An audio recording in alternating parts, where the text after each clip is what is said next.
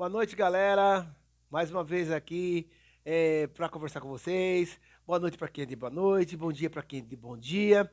Vamos conversar mais uma vez sobre um assunto polêmico, né? Um assunto instigante, um assunto que nos deixa bastante pensativos e que nós fazemos uma reflexão bem legal. Vamos falar hoje sobre um assunto que é o seguinte, né? A relação entre racismo e mercado de trabalho. Vamos pensar, né? Por que é que o nosso país, com 54% da população negra, não tem a sua maioria da população trabalhando em alguns cargos chamados cargos efetivos, ou cargos eletivos, ou cargos de eh, uma colocação profissional um pouco maior, cargos de chefia, cargos com salários altos, etc. Por que que essa população negra, que é a maioria da população do Brasil, estabelece apenas um trabalho mal remunerado ou está nos cargos que não são os cargos de chefia? Vamos entender um pouquinho como que foi essa construção, como que se construiu isso a partir da abolição da escravatura, ou até mesmo antes, esse imaginário da população negra com relação ao mercado de trabalho, que infelizmente até agora, até hoje, ainda continua sendo uma coisa bastante controversa que a gente tem que discutir bastante, porque traz todo um racismo por trás disso. Então vamos entender isso um pouquinho. Mas para conseguir entender isso, precisamos voltar um pouquinho na história. Vamos entender então que o Brasil foi construído por 350 anos de um processo de escravidão. E obviamente que os negros eram os personagens que estavam sob o regime de escravidão. Eles eram quem trabalhava, eram os braços desse país, era a força produtiva desse país, eram os cafeicultores, foram eles que trabalharam na mineração, foram eles que trabalharam na cana-de-açúcar, foram eles que trabalharam na pecuária, foram eles que ajudaram os bandeirantes, foram eles que ajudaram os tropeiros, foram eles que ajudaram toda a leva de europeus que vieram para o Brasil em busca de riqueza e criaram riqueza através dos braços de trabalho africano. Muito bem. Só que se estabeleceu uma ideia, que não sei de onde surgiu, de que o negro é preguiçoso. Eu acho que todos vocês, ou todos vocês, já devem ter escutado falar essa frase: negro preguiçoso, negro e preguiça. Por quê? Diziam que o negro era preguiçoso durante a época da colônia brasileira. Por que diziam que o negro era preguiçoso na colônia brasileira? Porque o trabalho escravo é um trabalho ruim.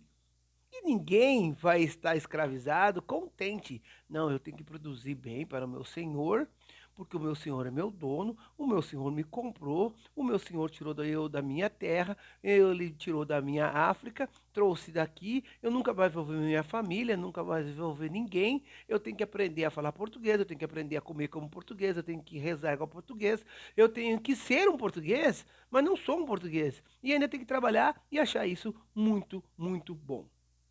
Então, partindo do ponto de vista de que o trabalho escravo é um trabalho horrível para qualquer pessoa, seja ela branca, seja ela preta, seja ela parda, seja ela amarela, seja ela indígena, seja ela qualquer ser humano, o trabalho, a escravidão é uma aberração da humanidade.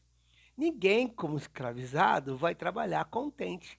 Portanto, o negro também não vai trabalhar contente. Portanto, ele não vai trabalhar com todo o afinco que ele vai fazer, porque ele não recebe para isso.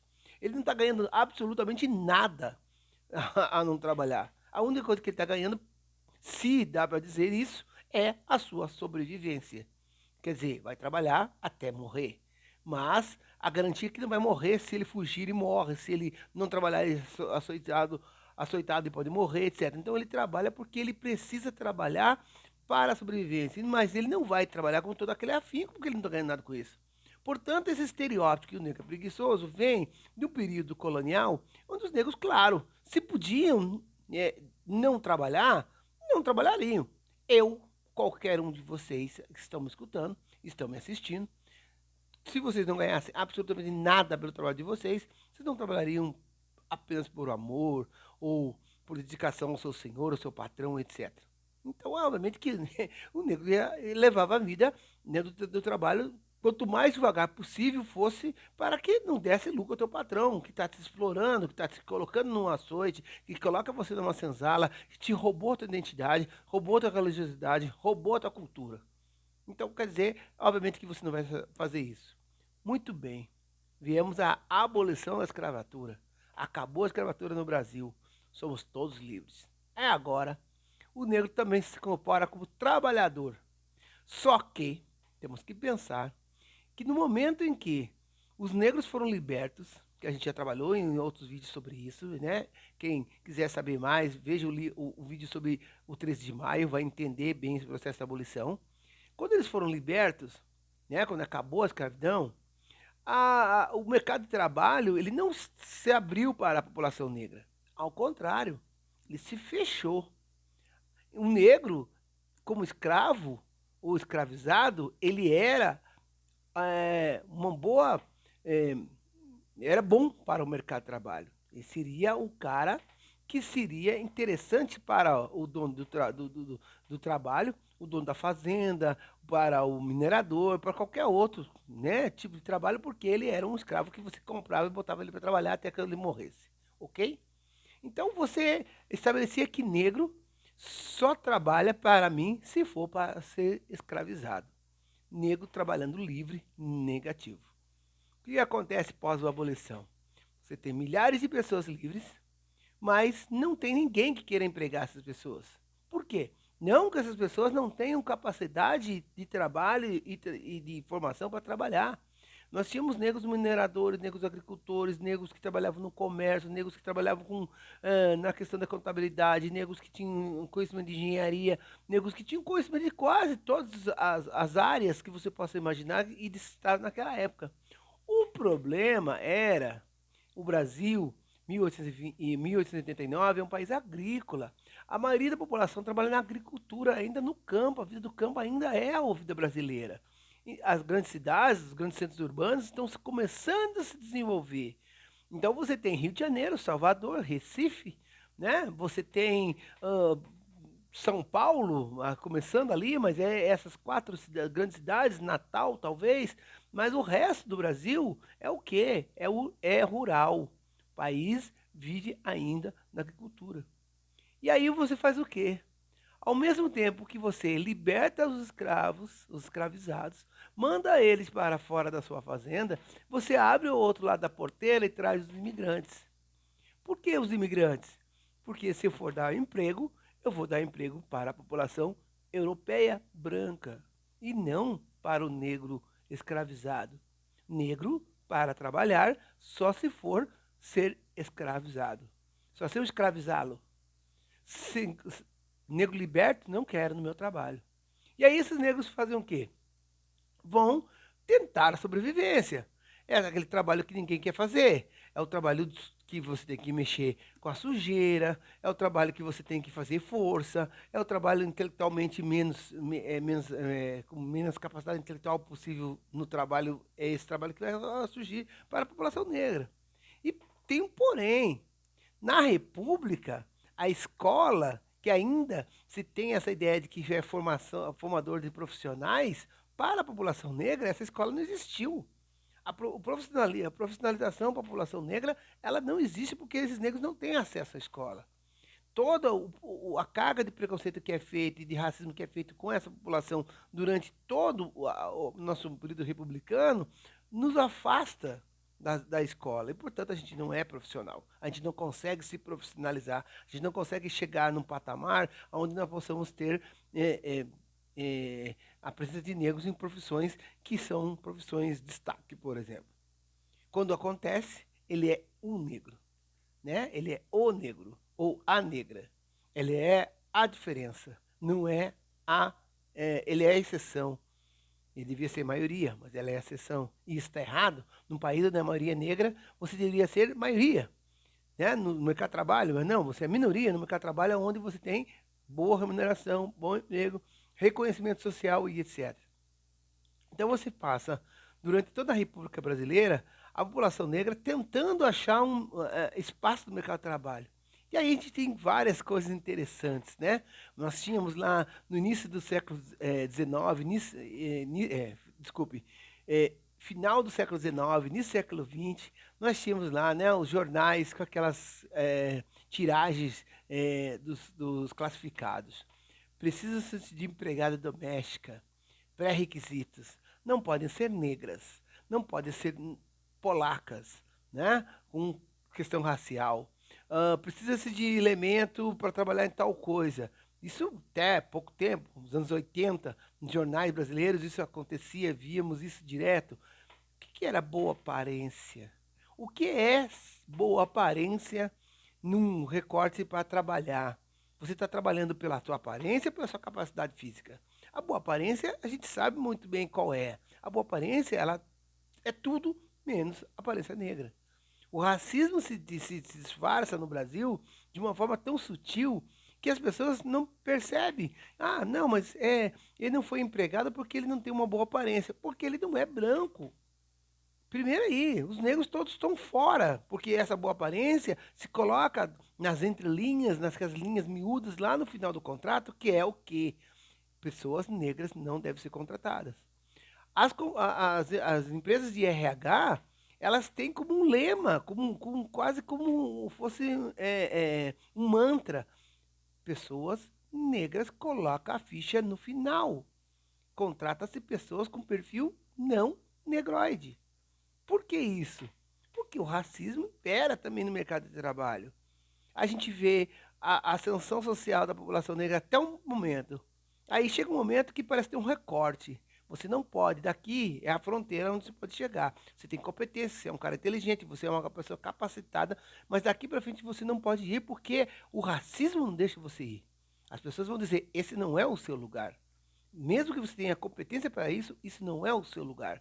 Porque esse lugar é um lugar onde racialmente existe uma colocação. E as pessoas se incomodam quando um negro tem ascensão. Quando o negro tem ascensão no mercado de trabalho, isso incomoda muita gente.